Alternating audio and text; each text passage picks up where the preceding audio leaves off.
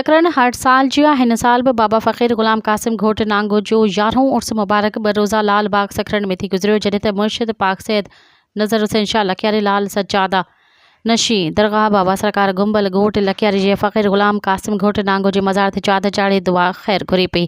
ॿिए पासे सिंध जा मशहूर फ़नकार वज़ीर अली शाह फ़कीर एजाज़ अली ख़ासकली रजब गुलज़ार पतंग फ़कीर ऐं ॿियनि फ़नकारनि सूबाई कलाम ॻाए सूफ़ी कलाम ॻाए महफ़िल के चार चंड लगाए छॾिया। नगर न्याज़ जो पिणु बंदोबस्तु थियल हो। बाबा फ़कीर ग़ुलाम कासिम घोट नांगो जंहिं पंहिंजी समूरी ज़िंदगी पंहिंजे मुर्शिद पाक ऐं आल नबी औलाद अली साईं जी तरीक़त मोहब्बत ऐं मार्फत जे नुक़्ते ते रूहानीअ सां ईंदड़ वेंदड़ समूरनि फ़ुक़रा ऐं इंसाननि खे आगाही ॾिनी ऐं इंसानियत जो दर्स ॾिनो। इन ई फ़कीर दरवेश पंहिंजे आख़िरी आरामगाह लाल बाग सकरन जे नाले सां उजागर कयो। संदसि उर्स मुबारक निहायती अक़ीदत ऐं एतिराम सां मल्हायो वियो।